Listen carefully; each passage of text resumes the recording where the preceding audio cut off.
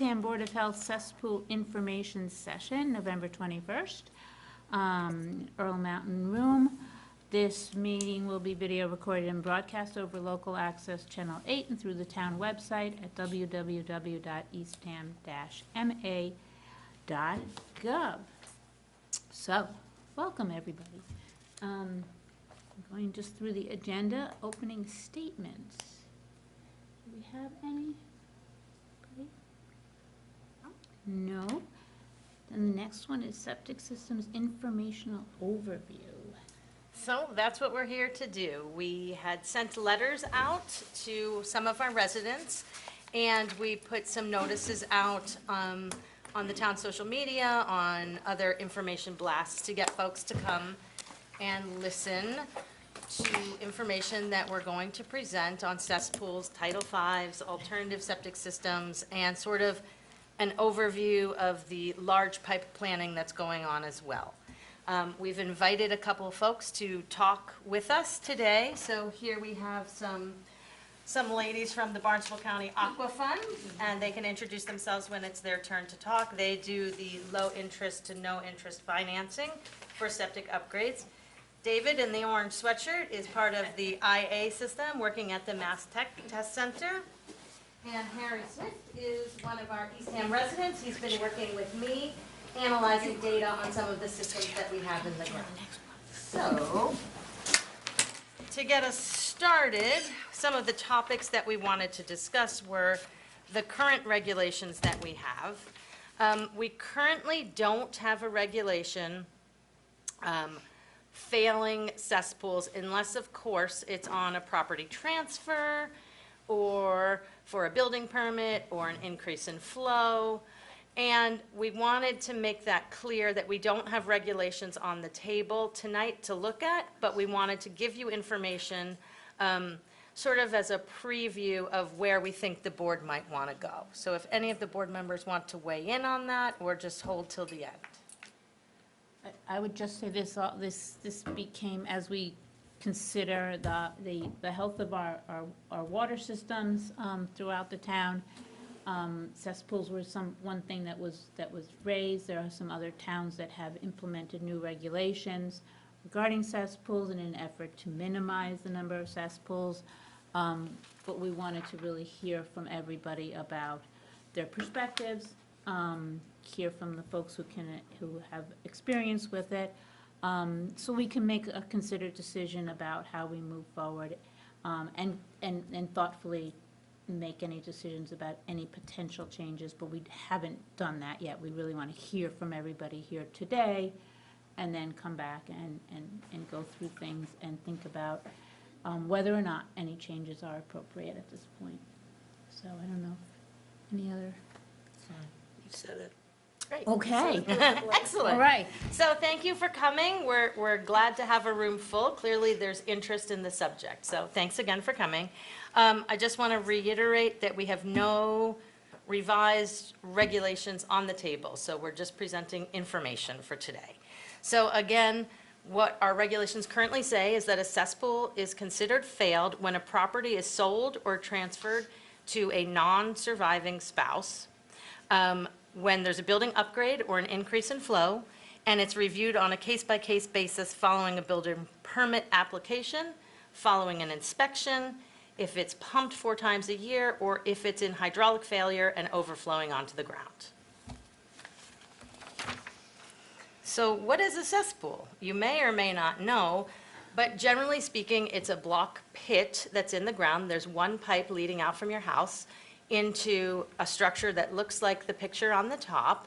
The solids and the liquids all get collected in sort of this honeycomb style arrangement. It stores the liquid and the waste together, and then it seeps out, the liquid seeps out into the surrounding soil. There's maintenance that's required over time. It's required to pump them out periodically to prevent overflow and to maintain their functionality.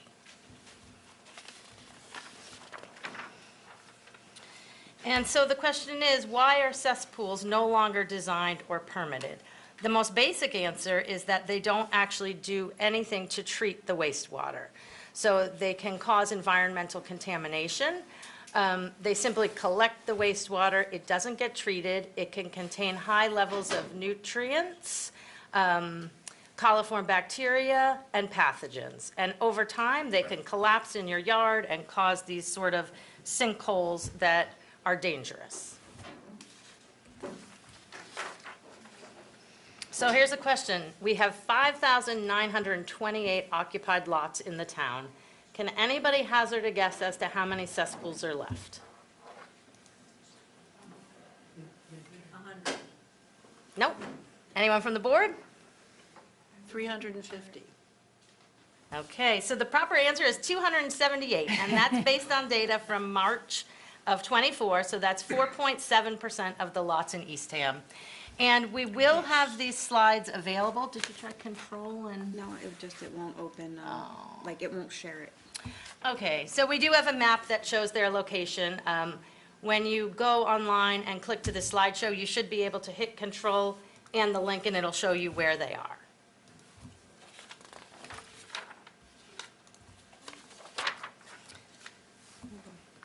What happened?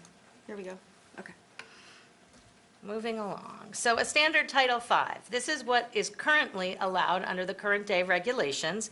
The leachate and the solids and liquids come out from the house and go into a septic tank. The solids settle to the bottom. The oils and greases float to the top of the tank. There's a distribution box in between, which you can see on the second picture down, which distributes the flow of liquid to the entire field so that it all gets saturated evenly. So what's different about this is that there's a tank before the pit, so it allows for longer settling time and more treatment. And then this eventually goes out into the soil where it filters down, similar to the cesspool, and does a better job at treating wastewater. However, what we've learned over time is that these types of systems also do little to nothing for nitrogen reduction, which is the big problem that we're plagued with today. So next we go to the innovative alternative types of systems. These are more advanced package plants that go in your backyard. And I'm going to pass the floor to David, who's going to give a quick overview because he's the expert. Okay, so just to let you know where I'm from, I work part of the wastewater division of the county. I oversee the septic utility program. That program was set up to really help towns as they create their watershed plans and their permits are issued. If they need assistance in the oversight of this technology, the IA technology, the innovative alternative technology, we can offer assistance. And so that's kind of our main role, but we also do a lot of education. And we are located on joint base with MassTC, which is the test center that we have for the county, where we test a lot of the technology that is in the ground on the Cape, and some that are not, because not all of the technology is created equal, and not all of them are utilized for one reason or another on the Cape. So when we talk about IA technology, really, there's an additional aspect to it from Title V. So if you have your Title V system, from there, it would flow into a chamber that is has aeration, and that aeration helps to convert nitrogen to nitrates. So it kind of takes the ammonia that's in there, it puts air, and then the bacteria that's in there will convert it to nitrates. So once we have that, it goes into another chamber, and that chamber has no oxygen in it. It wants to have very, very little oxygen, because the bacteria in that chamber, if there is no oxygen, they will go after the oxygen that is in the nitrates, and you utilize that. And what happens is it then converts the nitrates to nitrogen gas that just goes up into the atmosphere, which most of the atmosphere is actually made of. So we just breathe it as part of our regular atmosphere. So with these IA systems, there is a requirement that there is a O&M, or an operation and maintenance contract in place. And that's something that we also monitor on the county side. We have an IA database that collects all of this information. And so we do ensure that there is a contract in place. If we see that there isn't, will contact the health agents from a town and just say, hey, for whatever reason, this particular property does not have a contract. And then your health agent would reach out to you and say, hey. Before you go much further, how much is a contract? They gotta come out 2 to 4 times a year? So what's the cost of the contract? Yeah, so it does differ from operator to operator, and also what it includes. What's the low? I would say I would say around $1,200 is probably average. You want me to put a system that's gonna ask me to put in another $1,200 a year? I think if we could hold those Right, questions till the right. end, because David is only here from the test center to give the overview of Right. what the systems Right. are. We can then get into discussion on costs and financing, please. So just last, I just want to touch base that there are a number of different types of IA systems out there. They all pretty much do the same as what I just said. They just are slightly different. But when it comes down to it, really what these technologies do is they really just try to create the environment so that organisms do the job and just convert that nitrogen into nitrogen gas so that very little is going back into the groundwater. Thank you, David. You're welcome. And I have a question for David. Yeah. I'm just asking, because it's called innovative alternative, and this is, so is that why it's still being monitored? So for, Right, specifically? right. I mean, we try to, we don't really like to use innovative anymore because the technology has been out there. Right. We like to use alternative or enhanced. And it really depends on the approval level of the technology. So if it's general use, a DEP would require twice a year of the sampling. If it's provisional,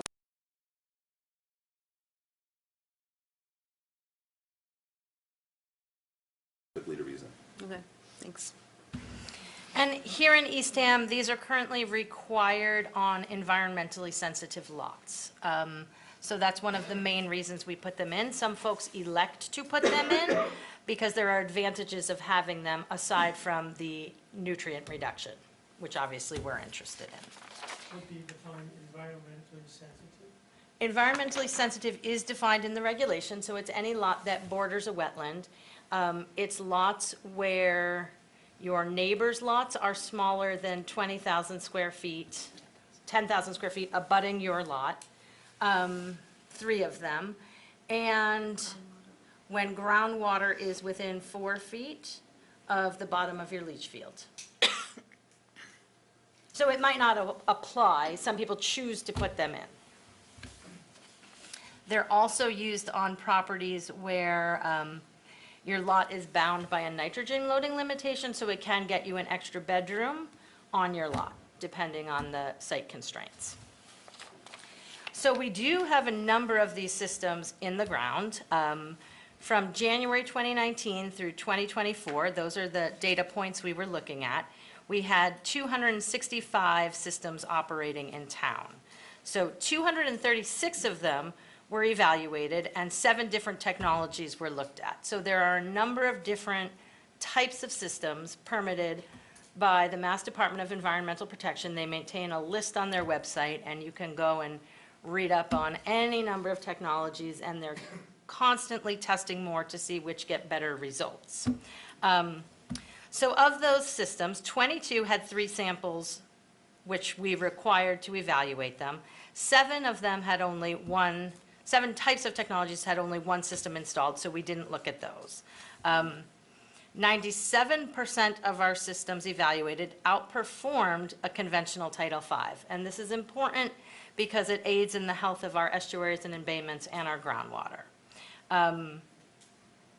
74.2% of the 4 of the most used technologies met the 19 milligrams per liter of nitrogen. So that's the requirement that they meet those, which ties back to the operation and maintenance agreement and the sampling that was the $1,200 cost throughout the year to sample and maintain to make sure they're functioning as they're intended. So 2 of the technologies failed to meet that regularly, and we're going to review that next. And 58.5% of all of the systems met the 19 milligrams per liter. So with that, the next slide just shows where all of this data came from. And this is all available on the Barnstable County website. It's all public information. You can see all of the systems and how they all function. And then the next slide is the chart of where they all are in town, and that's really hard to see, and I apologize for that. But we can have that map readily available for anyone who is interested in seeing it. We'll have it online so you can fly around and have a look at that. And with that, I'm going to pass the mic to Harry Swift. Before we do that, actually, I do want to give a brief overview of what we're doing for comprehensive wastewater planning. So some of you may know that the Nauset Marsh estuary has a water quality problem, and it's something that the town of Eastham has been working on for a number of years to come up with some mitigation strategies to improve the water body. So this map comes from Environmental Partners, one of the consultants that we're working with. Phase 1 that we're currently working on is the green area where the arrow is. Phase 2 involves the colors at the bottom. And we're currently underway for design of a collection and treatment system for the green area for the Salt Pond sub-watershed. We'll collect wastewater from some of those streets in the green, and that gets transported to the Eastham Transfer Station where it gets treated and dispersed back into the soil. So that's a means to clean up some of the mess that we've made here. We expect to have 30% design available in the late winter, which we'll make available to the public, and then 60% of the design available in the spring. So this is an exciting project. It is costly, but it will have a large environmental impact for our community. Down at the bottom is a link where you can go to read the Targeted Watershed Management Plan. It may put some of you to sleep. It may interest some of you, so take from it what you might. It is fascinating, and we hope to be able to make some big changes here in the future. So with that, we're going to circle to Harry. Harry Swift is an Eastham resident. He's a consulting environmental geologist. He's currently retired from a 40-plus year career assessing soil and groundwater contamination in the U.S. and internationally. He holds a BA in geology from Boston University, and he's a licensed professional geologist in the state of New Hampshire. He's been an elected member on a board of health in Littleton, Mass., and he's currently working with us and with the Mass Test Center to work on environmental projects and be of assistance to us in looking at this data. So Harry, you can take the hot seat. Terrific, thank you. You're welcome.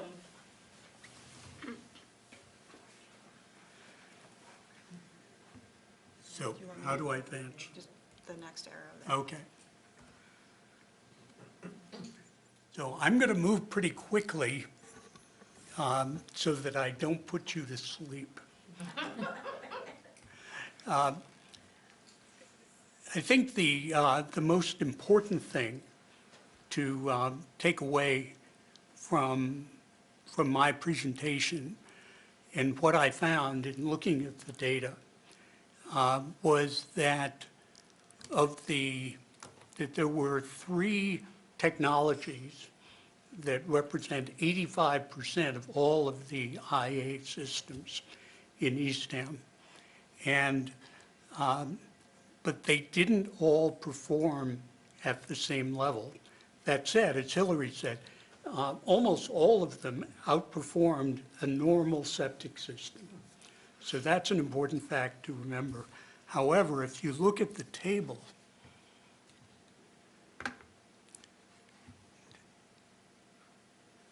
Are you trying to highlight here? then it's okay.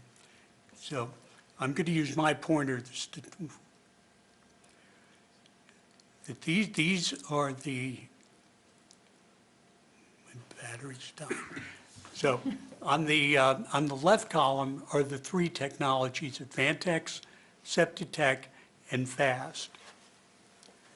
And the middle column is Eastham, and the right-hand column is Cape-wide values.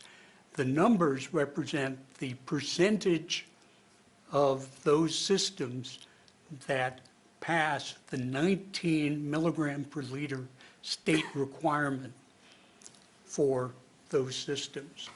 And as you will note, that there's one technology that has a much lower number.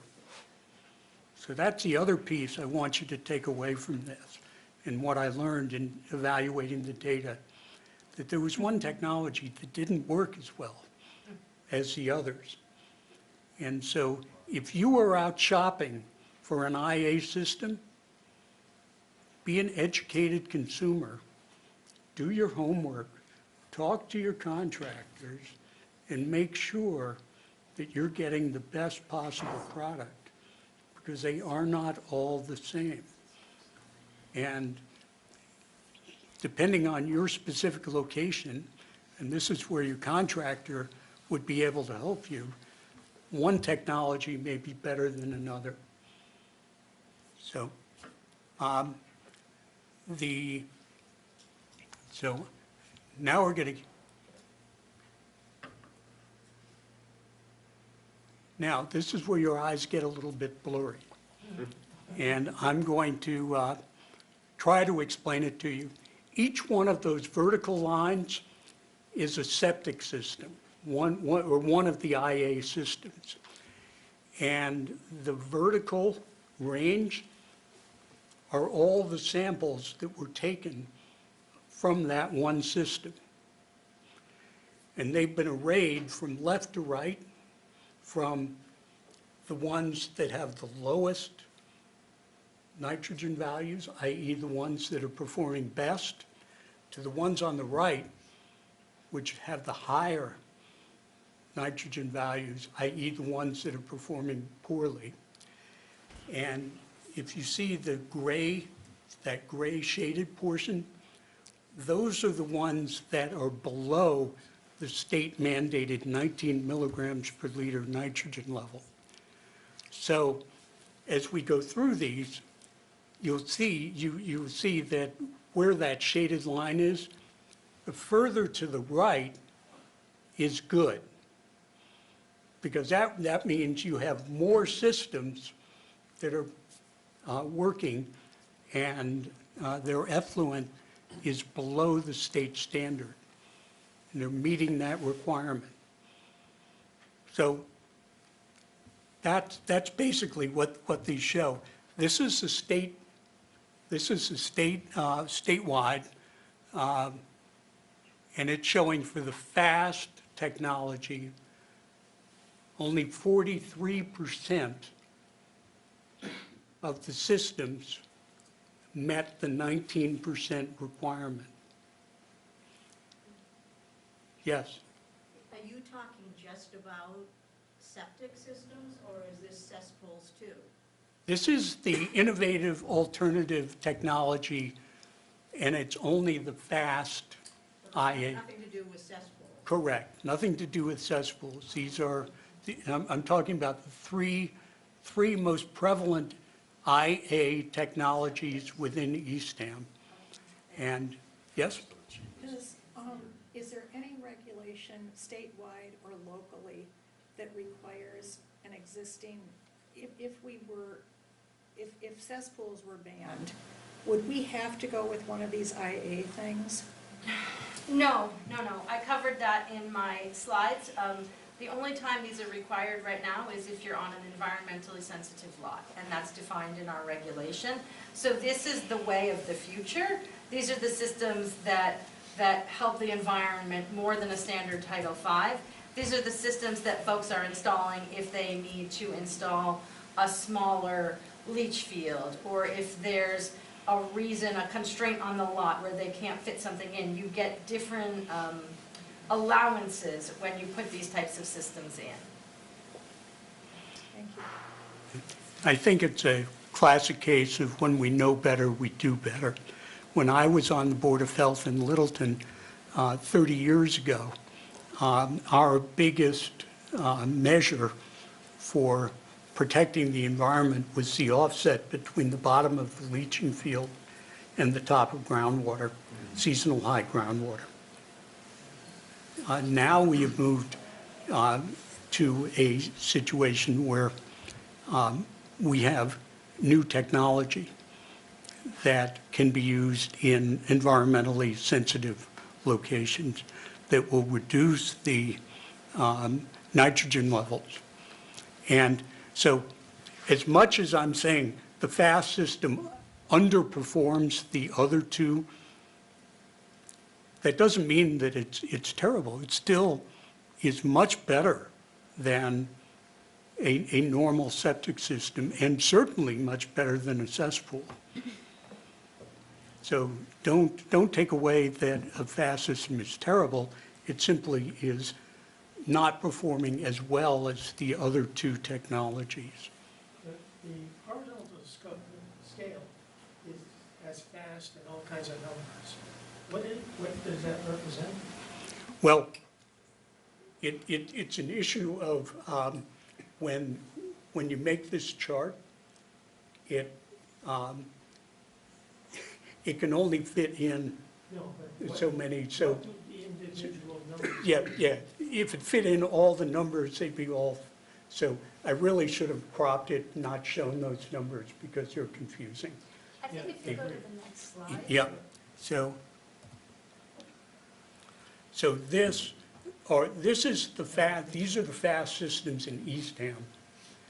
And it's a little less busy, and there are, we don't have a gray line, because I didn't use that, but it has an orange arrow, which represents to the left, the systems are meeting the 19 milligram per liter requirement. To the right, they are not meeting it. Okay, if it's the same system, why doesn't it perform the same? Well, these are Eastham only. I understand, but is it the same, it's a fast system, right? How come some of the fast systems perform well and some do not, is my question. I'm sorry? Your arrow there is the 35 systems that come in correct, right, listen. The other ones, how are those systems different than the ones? The answer is, I don't know. I looked at the Just data. to but- clarify, Harry is only speaking right now to one system. The two slides that you've seen are one example of one system. I understand that. There's two others coming. No, I Yeah, understand that. No, but in this I one understand slide- your question. I made a comment earlier about being an educated consumer Yes, and talking to your contractor to make sure that you're getting the right IA system for your specific location.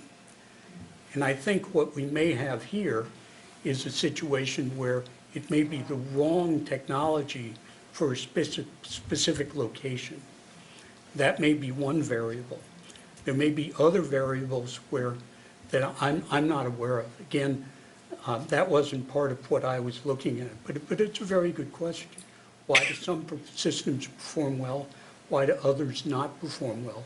And that's a very good question for you as you are going out, if you are going to be installing an IA system, to be talking with your contractor to ask, why do some meet the 19 milligram per liter requirement and why do some not?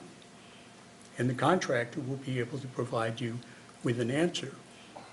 And by talking to several contractors, you'll be able to suss out who is really on top of that and who is blowing smoke. So getting back to Eastham, the FAST, we have a parallel situation, 37% of the total are less than 19%. So that arrow is pushed to the left-hand side. There are two horizontal bars. The top blue one is a typical septic system effluent of around 60 milligrams per liter. And you'll see that almost all of these systems come in below that number. And then the orange line is the 19 milligram per liter. So the orange, my orange arrow is where the system performance crosses that 19 milligram per liter. So, so that's a fast. Now we're moving on to the next. Well, I have some other slides on here that speak to the actual technology that I took out of their brochures and goes, this will definitely put you to sleep. So I'm going to breeze over them, but they're going to be part of the slide deck along with some other reference material that will be posted on the website. Yes? I'm sorry, but I'm just thinking, this is all so wonderful, and you've done so much work, and for people getting new homes and young people, I think it's a wonderful thing. But for old senior citizens that have been living in a functional cesspool for all these years with an overflow tank and whatever extras they've done, I would think this is something we would not even want to consider doing, and maybe would think that we should have our system evaluated before, at almost 80 years old, we're required to spend a lot of money to get a system that in a few years might be replaced by sewer. So I understand and respect all this work, and I think it's wonderful, because I love all the stuff that's being done for the environment. But I can't relate to it on a personal level with asking people to have to do this huge innovative thing when everything's working just fine. So I think if I could weigh in here, Harry's not going to field a question like that, but I think that's why we're all here. We're here to learn, we're here to hear from you all, and see what's feasible, what's not feasible, as the board goes back and considers options for the future. So what we wanted to do was give you a taste of old, new, newer, and then the future. So that's sort of what we're running through here. Sorry. No, it's totally fine. I appreciate all questions and comments. Like I said, I'm thrilled that you're all here because you're interested. So once Harry is done, we're going to hear from the AQUIFUND folks who talk about low-interest financing, and then we're going to open it up to questions and answers, where all of these questions will be recorded. We can then go back and talk about them and devise a path forward. So if you hold tight with your questions, I know there's a lot of comments. No. I know there's a lot of comments. We will get to each and every one of you, but let's just get through the presentation so that we can have an engaging conversation. Thank you. Yeah, and to your point, a lot of my commentary is speaking to installing an IA system. And so I am speaking to those of you who may be installing an IA system. I'm not speaking to all of you with the assumption that all of you will be installing one. So don't take my words to mean that. So I'm going to zoom over the next slides, which are an example of what the FAST system looks like. Some of the requirements relative to Mass DEP's requirements. Some words that describe how it works. I think as David pointed out, and Hillary as well, the technology for these three IA technology systems is very similar. There are variations on a theme. So SEPTIC is the next one. Do you notice something different about this one? You see how that gray shaded section goes way over to the right? That means that they have 93% Cape-wide meet the state requirement. So this technology is functioning very well. So that's a takeaway for this. And then here in Eastham, we don't have as many of this technology, and its performance isn't quite as good as it is at the at Cape Wide level, but it still is pretty high, 72%. And then, again, similar slides about what it looks like relative to DP, and then how it works. And then the third technology, Advantex, and again, that gray bar, Cape Wide, it isn't quite as far to the right as the SEPTIC was, but still at 69% is performing relatively well. And here in Eastham, we're outperforming Cape Wide at about 74%. So to recap what my evaluation of the data said, for the three systems that represent 85% of our IA systems in Eastham, the Advantex and SEPTIC perform better than the FAST. However, as pointed out by the gentleman in the red hat, the FAST system might be the correct system for your location, because there were a substantial number of FAST technologies that are meeting the state 19 milligram per liter requirement. So by saying it's underperformed, FAST is underperforming the other two technologies, it's not saying that there aren't systems that, say it differently, there are FAST systems that are working well. And I think the last thing I'll leave you with is, if you are in a situation where you need to install an IA system, talk to many different contractors and installers, understand the technology, and make sure that you're being an educated consumer. And with that, I'll turn it over to the next. Thank you. I'm just wondering where best to put you. Are all three of you gonna come together? Yeah, where are you guys from? Because I would hate to have you sit there and just face the board. We have the podium with the microphone, and there's a seat here if one of you want that seat. So divide and conquer or clump up together. I'm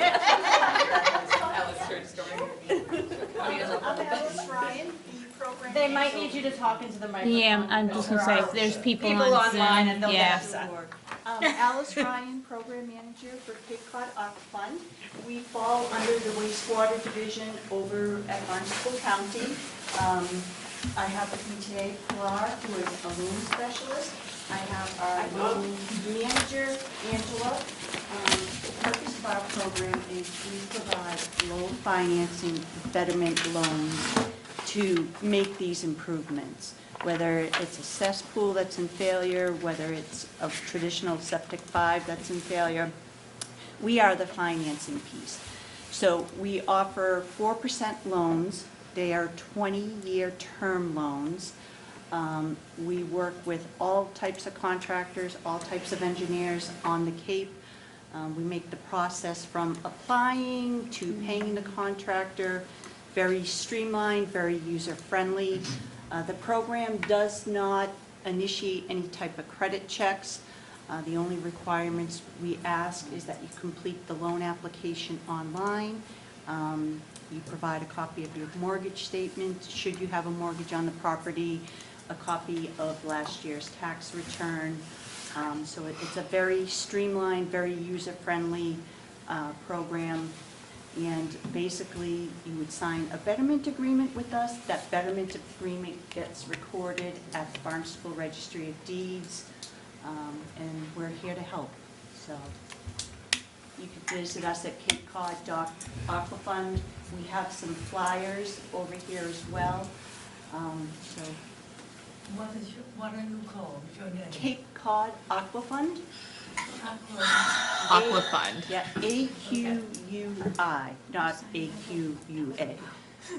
Some people may know the program as the Community Septic Management Loan Program. That was the old name until 2 years ago? 2.5. 2.5 years ago, yeah. So we pretty much rebranded to AQUIFUND.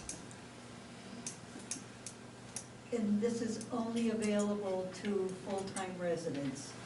No, we do second homes as well, and condo associations.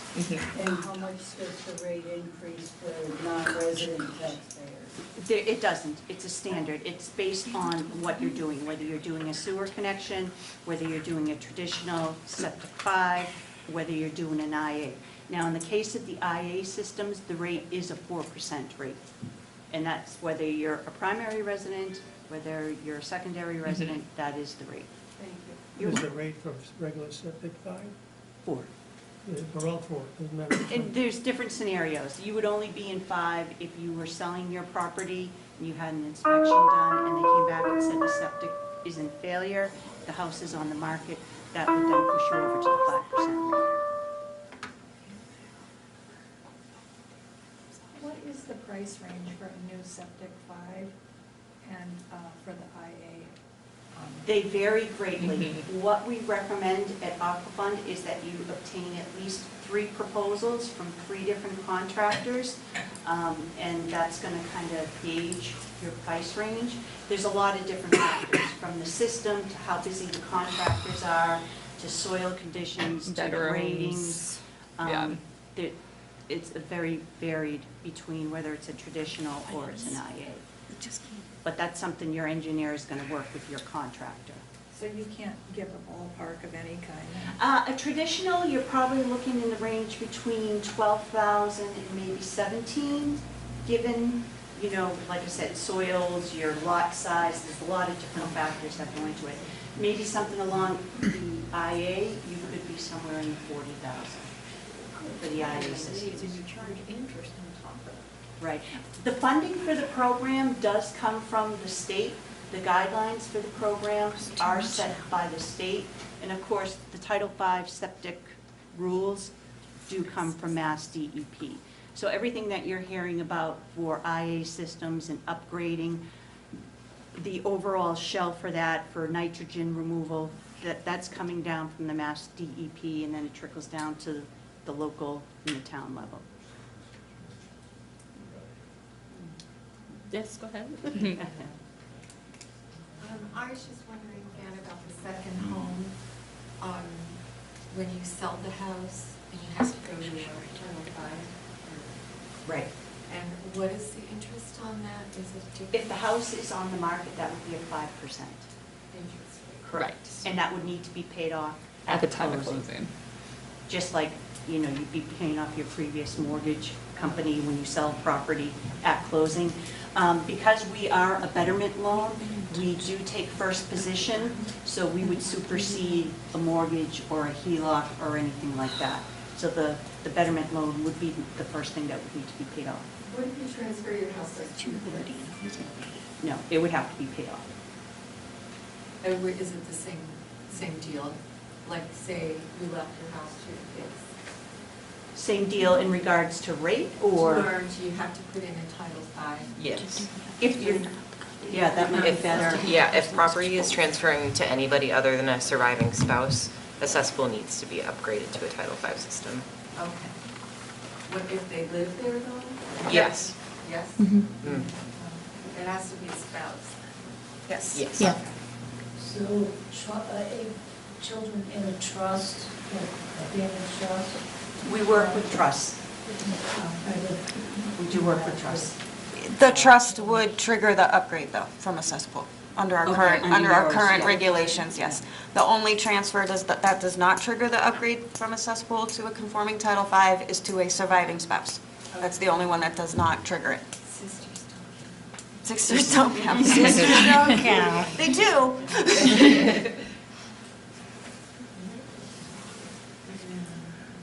Anybody else? So like I said, maybe on your way out, we do have some information. back here. I have a poll. Of course. And this is about composting toilets and urine diversion. You all have nothing to do with that, or maybe I should be asking? That does fall under, we do have a pilot program currently over in Falmouth that our folks on the base are working with. So right now, there is a pilot program. Here, or? Over in Falmouth Oh, only it's only currently. Falmouth. But Right. so is there some reason not to try something like that here? I think that would be at the local Yeah, I think level. urine diversion hasn't been approved by Mass DEP as of yet, so that's why, Falmouth is doing a trial. They're trying to kind of work out what to do with the urine after you collect it, right? Yeah. So, but I think, I believe that composting toilets are, Composting toilets are permittable. You do need a standard leach field to go along with them, so it has sort of been a bit cost prohibitive for folks to go that route. But certainly, if you're interested in composting toilets, by all means, go for it.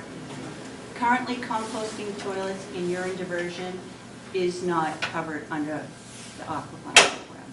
We hope that's going to change as more approvals come on board, but currently urine diversion and composting toilets are not covered.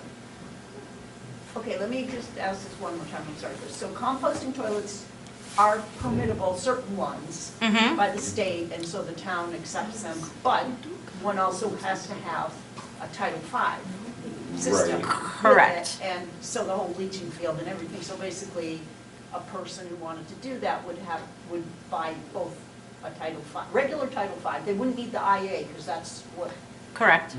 a regular Title V plus the composting Right. toilet. Correct. thing. Okay, thank you. you need a Title V because of the gray water, whatever's coming from your shower and sink. Yeah. So we do have AquaFund materials on the table on your way out. If you're interested in grabbing them, pick them up. It will put you in touch with these folks, and they can give you more information on whatever your particular situation is. So with that, I think we're good to open up to questions. Yep. There's some conversation I hear mumbled about sewer systems within town. There are, Haley knows it best, or I Yeah, can try so, it, right? so we are working on a collection and treatment center. I showed that map that talked about future comprehensive wastewater planning. That green area on the map is the Salt Pond subwatershed. That's the area we're currently focused on. So our hope is to be able to provide collection and treatment for that area of town first as phase one. That map will be available online, and as I said, read through that targeted watershed management plan, because that is the plan. And So there's you no, don't look at any near future townwide sewer lines? Not at this time. I don't think we'll be able to afford a town-wide sewer system. It's just cost prohibitive. okay, Yeah. thank you. Mhm.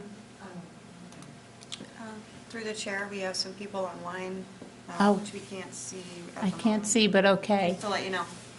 All right, Yeah, actually, I had a question. okay?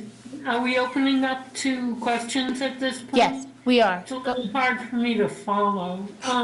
Okay, just because of the way things are appearing on my screen.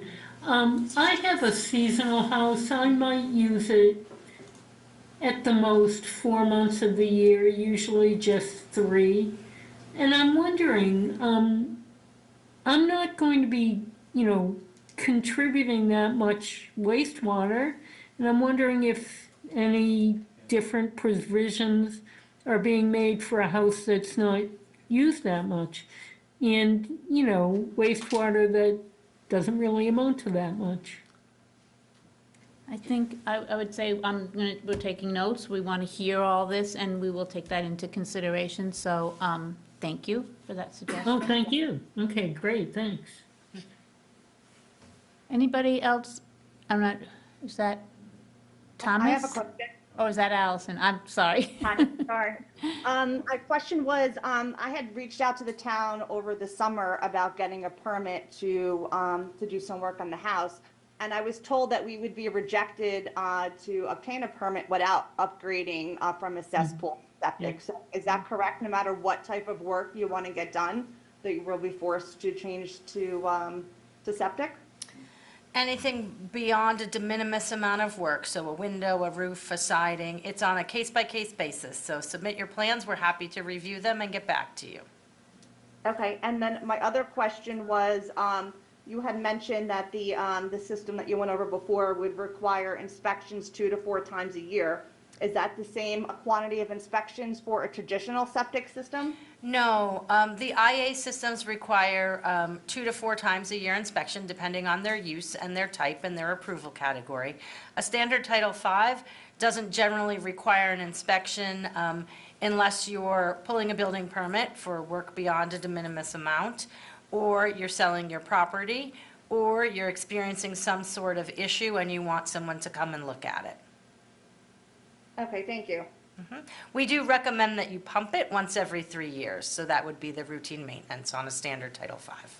What if you're not like the previous person and you're not a year-round resident and you're only there a few times a year? Is it still 3 to 5 times a year required? For an enhanced IA system or a standard Title V, I'm sorry? Traditional system. I mean, you could certainly push the pumping to every 4 years, but the general recommendation is every 3. Okay, thank you.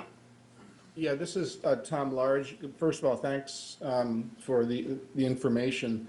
I had a couple questions. One, we're on 355 Meeting House Road. I was wondering how we can find out whether we're on an environmentally sensitive lot. We're in the Phase 1 drainage area for Nauset Marsh, but how do we know if we're an environmentally sensitive lot?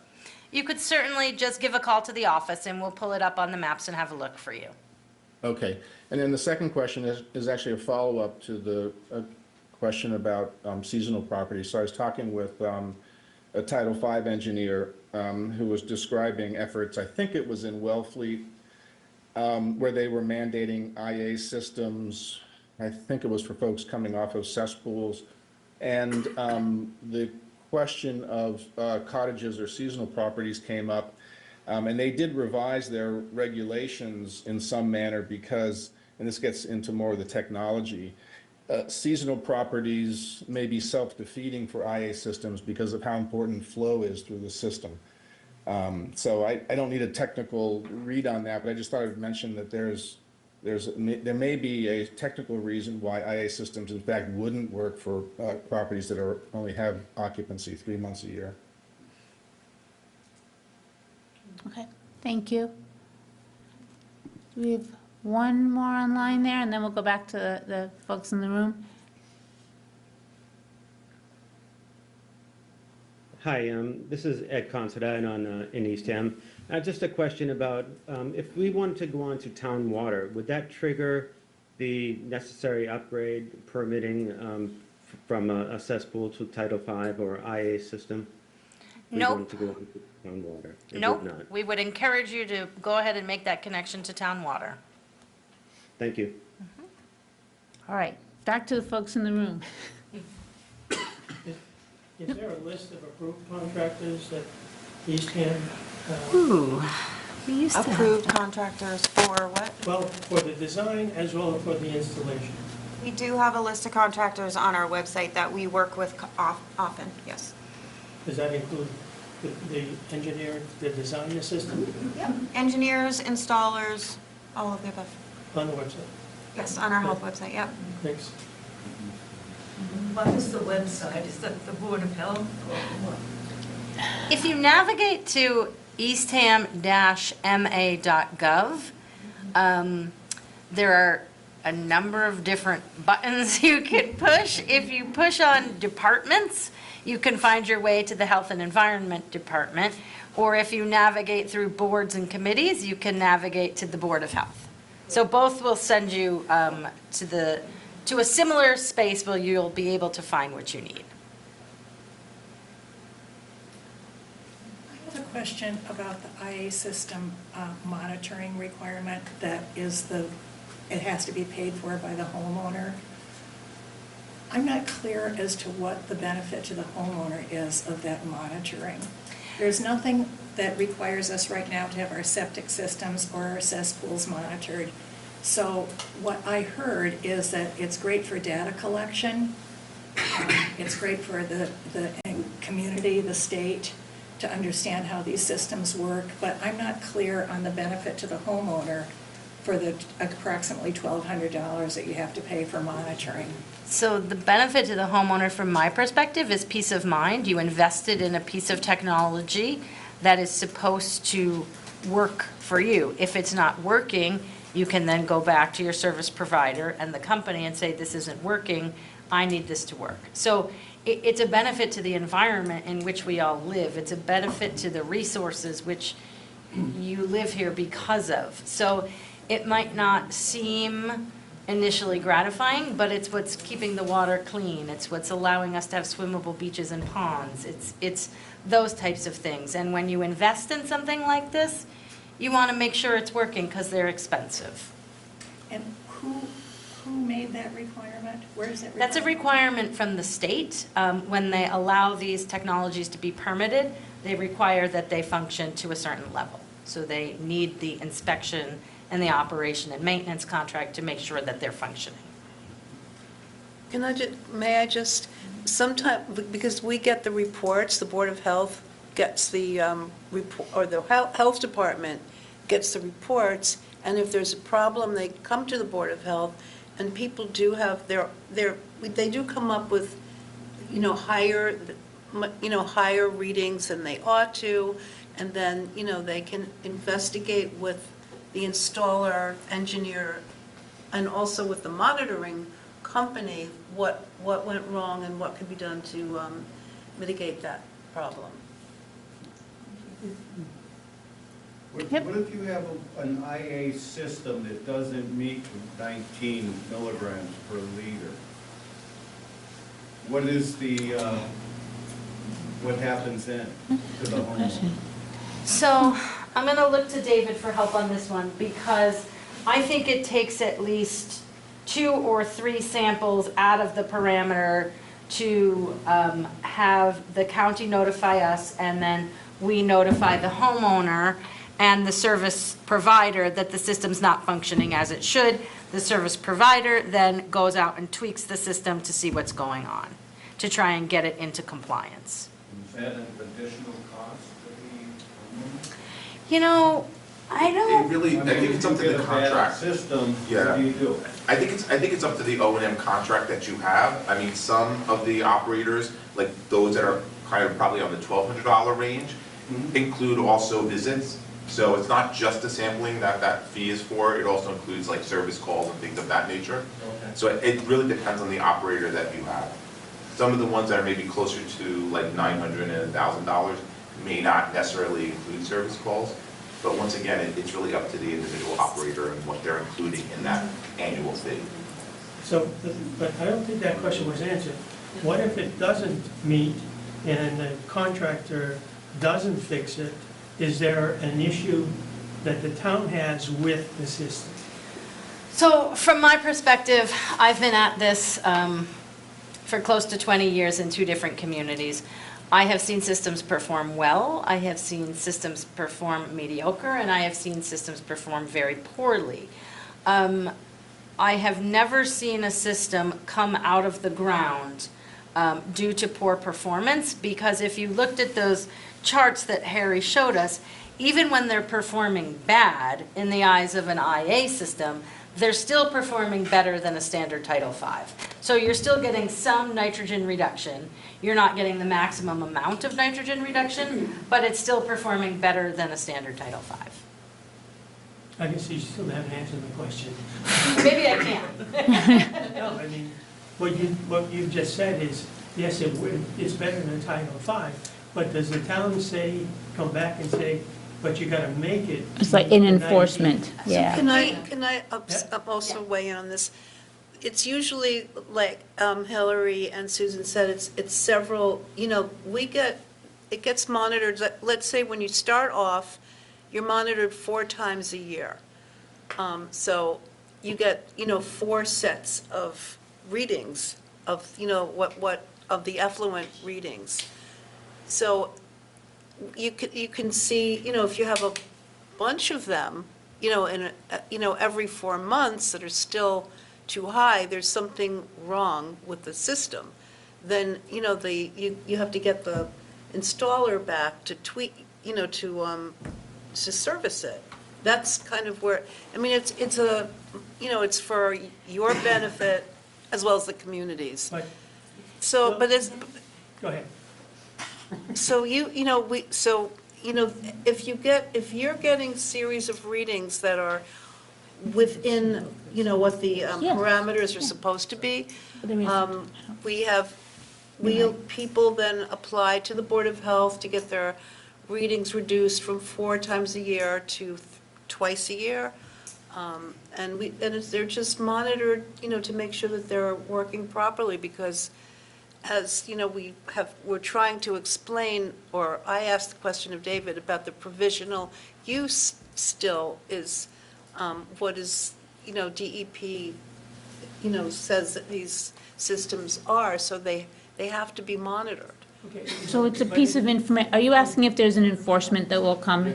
Yes. So I'm going to defer that to Hillary. I'm sorry, that's the question. And it's a Yeah, piece of understood. information. but- Understood, and yeah. I think that's why I said we've never made a system come out of the ground. I don't think we've ever issued a citation or a fine here in Eastham. In my prior community, I have issued a citation for continued negligence, and that is not having your service operator go out, not doing anything, just letting it be. But if you're making an honest attempt to make it better and there's some type of issue, we're not going to take enforcement action.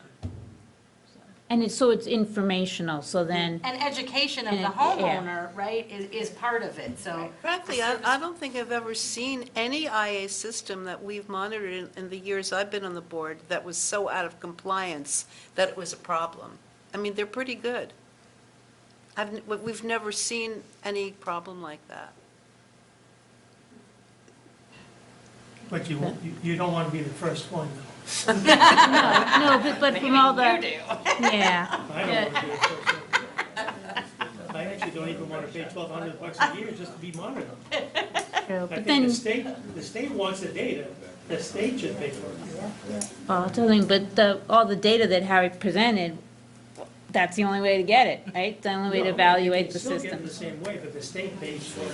Got it. That would be amazing. Got it. We'd all support that. An unfunded mandate by the state. Okay, yes, other questions? So there's no plan right now from the town to tell any of us folks that you have to get rid of your cesspool? Beyond the current regulations, no. We are just exploring what the potential is in an effort to make sure that we are doing everything we can as a Board of Health to ensure that the water quality is as high and as high quality as possible. Sorry, my words are not coming well. Yes. I'm in the same boat as the lady that had seasonal property. My brother and I own a cottage that my grandmother actually lived in, and we had it after she left it to us. So it's a very small cottage, and the water's shut off all winter. And we don't rent it out or anything. We're probably there maybe 10 times in the summer. Yep. And I just was hoping that that might be a consideration, because it's not used that much. Yeah. No, understood. Thank you. I understand that too, and I wonder, I don't have any good thoughts on it, but how would it be possible to know how homeowners use their property? I've thought about this a lot over time. I don't have a good way. Like, we struggle sometimes with seasonal versus year-round, and we get a letter from the homeowner saying they use it seasonally. Is seasonally and 10 times a year seem like a different type of difference? And I don't know, it's worthy of consideration. I don't have any. 30 nights a year versus 10 or. We don't have a definition of seasonal Right. use. Right, is it 90 Because the days? seasonal use is so. Yeah. Right. There's, Right. it could be 6 months or 10 days. I lived in Rhode Island, so I used to use it a lot more, but I retired, moved to Sandwich. So I come down here to go to the beach and I'll Yep. change up at the cottage.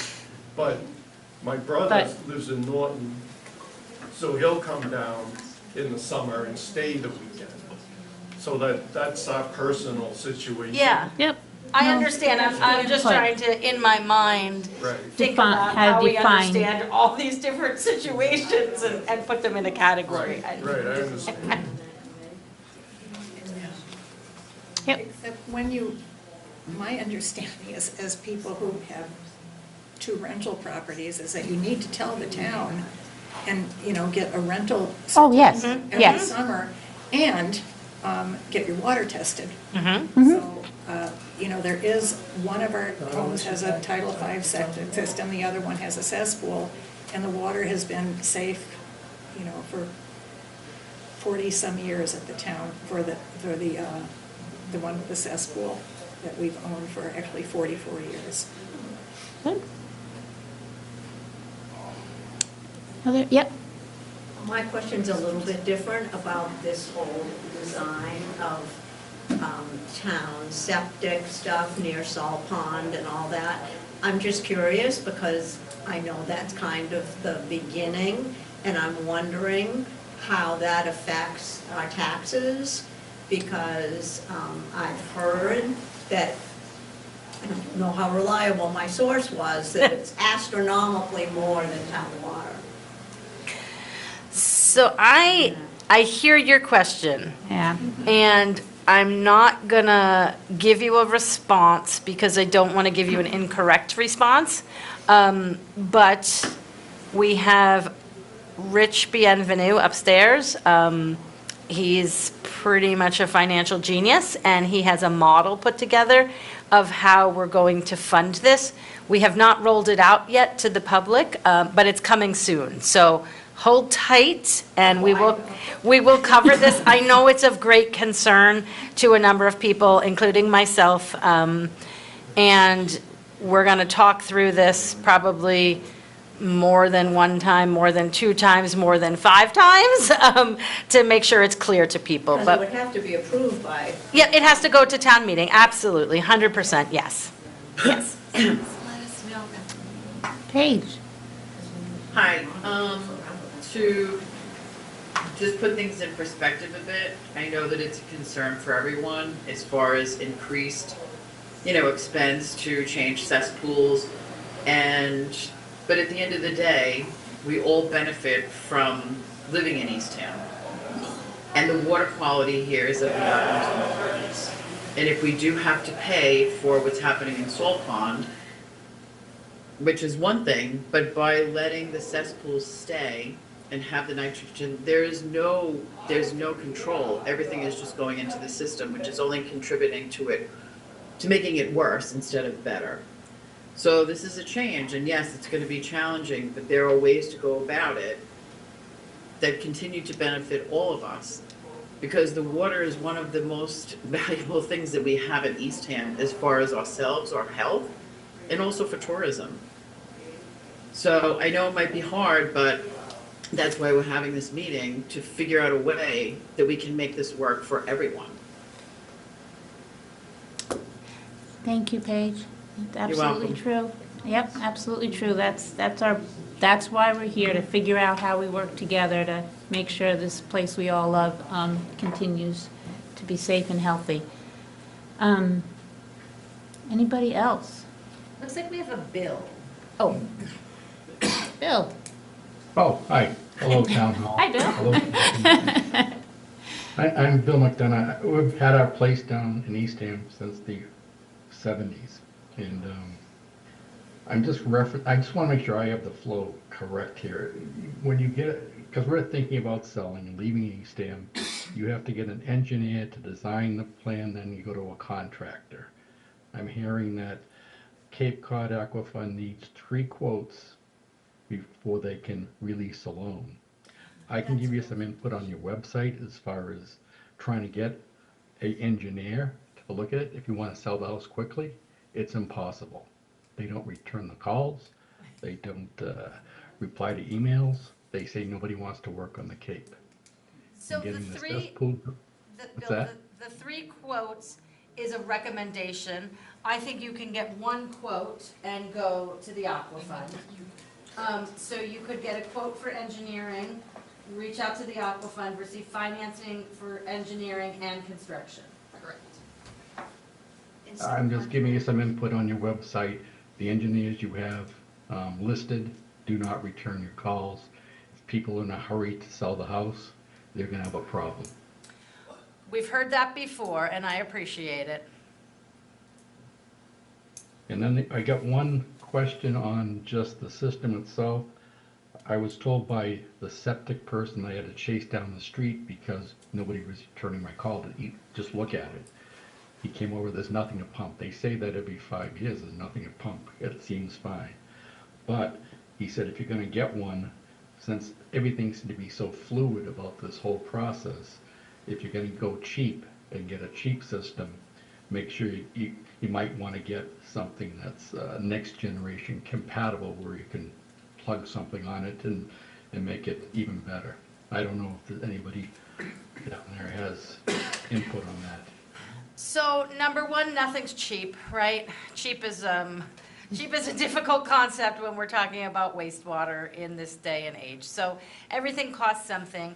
There is primary treatment. $40,000 is not cheap, what I'm hearing on one of these systems. So, you know, 20,000 is not cheap either, but I'm just saying if you want to go low, I'm trying to understand, is there some attachment where you can get something that's going to get you over the edge, and then this new attachment, that's up to the next homeowner. Yeah, so there is primary treatment, there's secondary treatment. We're not requiring secondary treatment. Secondary treatment is fantastic for the environment. It gets your nitrogen down below 10 milligrams per liter, which is really something. But that is not a requirement in Eastham today. It's great if you can afford it and you want to do it. We would certainly encourage it, but it's not a requirement. Okay, we're just trying to look at all of our options. Yep. It's kind of difficult with things in such a state of flux.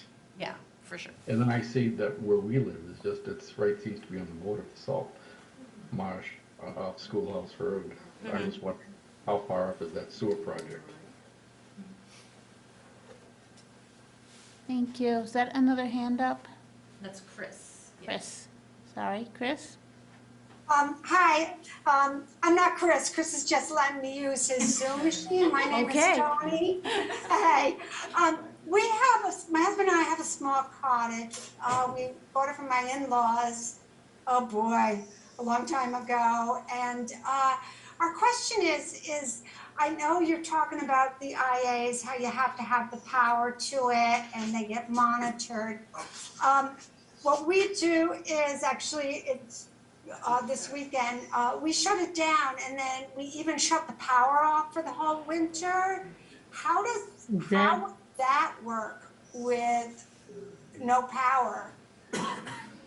Yeah. So you can shut them down seasonally. On our permit application, we ask how you use the property. The operation and maintenance contract gets worked around how you use your property. So your contractor on a seasonal system will come out at the start of the season and do your sampling throughout the time when the system is occupied and shortly thereafter, right before you shut it down. Okay, all right, thank you very much. I was just wondering, what's the lifetime of some of these systems? I mean, do they last 10 years, 20 years, 30 years? So the general rule of thumb is they last around 20 years. If you treat it well, it could last longer. If you don't, it could last less. Just long enough to pay it off. Yeah. Start over again. Yeah. Oh, good Lord. I was told we would likely have to upgrade our electric panel if we were to go to a septic. Has that been your typical case from the experience from the town? Because that's a large expense as well. I do not know about that. David? For some of the systems, I don't think you have to. The electricity is pretty minimal.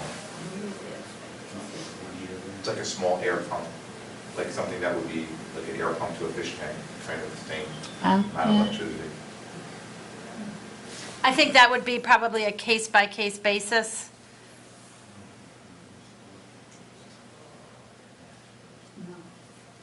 All right, any other questions in the room? Silence? Oh, go ahead. Someone just texted me from New Jersey that are watching, and they said to reiterate the work, if you have work done on a house, it depends what kind of work you have done on the house, because they said they were told, I'm not sure what the work is they want to do, is it? It depends on the type of work. So I would suggest that they reach out to Susie or myself or Sam and let us know what type of work they're interested in doing. Small, minor work generally is fine. I want to say generally because we want to see exactly what you're proposing before we give you, you know. Is it mainly like adding on or? So increasing square footage, increasing flow, dormers can add habitable space. So it really depends on what you're doing. If you're replacing a window or a roof or a door, you know, those are the types of projects that don't matter. Okay, thank you. Okay, we good? Last call? Anybody online? Last call for questions, for today, anyway. There's never really a last call. And I We'll would be say, around, yeah. well, if folks have questions and they're not comfortable asking them in a crowd, they can reach out, email us, call us, you know. And we're that you happy can to- find on the I website, have a right? question. Oh, yep. Okay, yeah, and I know you don't know exactly, but what's your time? We didn't get Didn't all hear of you. that, I think she sorry. was asking what the time frame was for regulatory change. Is that correct? Well, totals, yeah. I'm just wondering when the next information would be coming down the. So we don't currently have any regulations under review. Our first step wanted to be to from our residents, see what their thoughts were, what their concerns were. Then we'll go back to the drawing board and discuss this and see, do we want a regulation? Do we want to wait? How do we want to proceed? And that would all be noticed on our agendas for the Board of Health meeting. So if and when we put this back on, it will be on the agenda, which you can check online or you could call the office. And I think Susie was passing around a sign-up sheet here in the room to get email addresses, so we could have that of interested people that would want to participate or engage with us further. So certainly go on the website and shoot us an email and let us know your interest level. Thank you. Okay, I think we're good. Very nice presentation. All right. Thank you guys for coming. I really appreciate it. Thank you so much. Yes, and thank all of our presenters as well. Thank you so much. We appreciate it. All right, so I guess we are officially adjourned. Yes, we're officially adjourned.